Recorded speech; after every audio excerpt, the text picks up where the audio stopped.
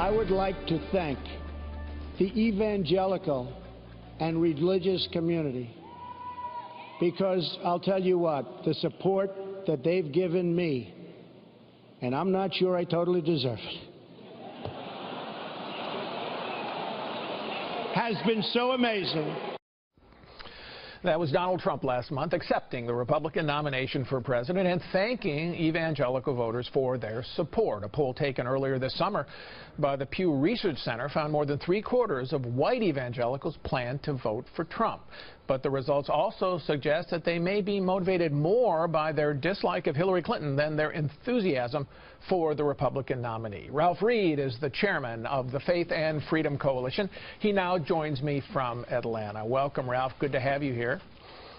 Thanks, Paul. Good to be with you. So you know that since Ronald Reagan, evangelical voters have been a core part of the Republican coalition. How is Donald Trump doing with those voters relative to previous Republican nominees? Well, I think he's hitting at the industry standard, if not heading to really the highest we've ever seen. If you look at the average of the 4 polls that we've had, you mentioned the Pew poll. There have been 3 others since then that we consider to have reliable evangelical data. And if you take the average of those, it's about 73% right now for Donald Trump and about 18% for Hillary Clinton. This is critical, Paul, because it's the largest single constituency in the electorate. It's between 24 and 27% of the electorate. If you add frequently mass-attending Catholics, it's another 9 or 10%. So this is bigger than the Hispanic vote, bigger than the African-American vote, and bigger than the feminist and gay vote combined. Right. The highest ever recorded for a presidential nominee was George H.W. Bush's 82% in 1988. 78% was recorded by George W. Bush in 2004, okay, and matched by Mitt Romney. All right. So Donald Trump, not a socially conservative lifestyle, I think it's fair to say, traditionally. So what is resonating with those voters? What issues is he hitting that really count in this election? I think one thing that he's done, Paul, that is important, and it's sort of obvious, but it gets missed a lot, is he's actually shown up to their audiences and asked for the vote. So that matters. You know, the presence, the physical presence of the candidate, a rhetorical appeal, an argument rhetorically that I share your values and I desire to see your role in society enhanced. And I'd say beyond that, his fealty to their positions on the sanctity of life, on traditional marriage, on support for the State of Israel, on religious freedom, particularly that progeny of cases before the Supreme Court, like Hobby Lobby and Little Sisters of the Poor.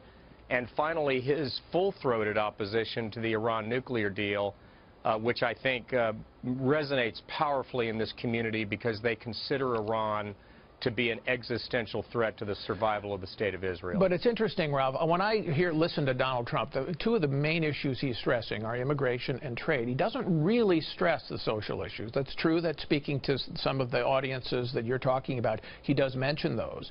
But on a day-to-day basis, it's trade and immigration that he really hits hard.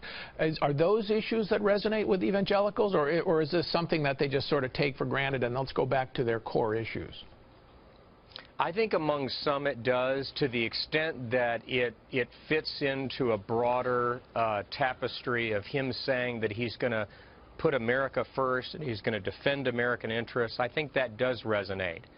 But I think if you look at the polling, frankly, Paul, not just among voters of faith, but among all voters, those two issues, trade and immigration, actually rank pretty low on the hierarchy of voter concern. That's my point. What's driving this election predominantly, even among voters of faith, is the economy, this jobless, anemic recovery, a forward-leaning national security posture that helps us combat and defeat Islamic terrorism, And then you start to get into health care and some others. But that's the cluster of issues that people are voting on. Okay, so I look at the polls in the battleground states, and even some of the states that have been won comfortably by Republicans in the past. Georgia, for example, Missouri, where evangelical voters are a strong part of the population, and yet the election right now is a lot closer than you would expect, with Hillary Clinton actually competitive. Why? I think I can speak most intelligently about Georgia, but I think this applies to a lot of states. Georgia has a large African-American vote. It's going to be, I think, 30% of the vote. Right. And I think you take that and a Democrat's share of the white vote, and it's going to be competitive. And this is not news. I mean, John McCain barely beat Obama here, again, because of that surge of African-American votes. But look, the bottom line is, and this is not exactly a news flash, Donald Trump has had a rough few weeks, and a sinking tide has lowered all boats, so it's made the ballot test a lot closer in places like Texas and Utah and Missouri and Georgia that it shouldn't be. My sense is that they have turned that corner, and I think the polling is going to be a lot better for him, not only in those red states, but nationally and in the battleground states. So the last time you came up to see us, you said that this was a pick'em race, 50-50. You still stand by that, despite the polling? I think if Donald Trump continues to stay on message and fix some of the candidate performance issues that he needed to deal with coming out of Cleveland, I think this is an extremely competitive race. And I will say this, Paul, I'm not in the prediction business, but based on what we're seeing anecdotally, these voters of faith are going to turn out, and they're going to turn out in huge numbers. And I think he's going to get north of 75% of that vote. And if that is baked into the cake, there is no way that she runs away with this election. I think it'll be competitive. All right. Thanks, Ralph Reed. Good to see you again. Thanks for coming in. Good to see you, Paul.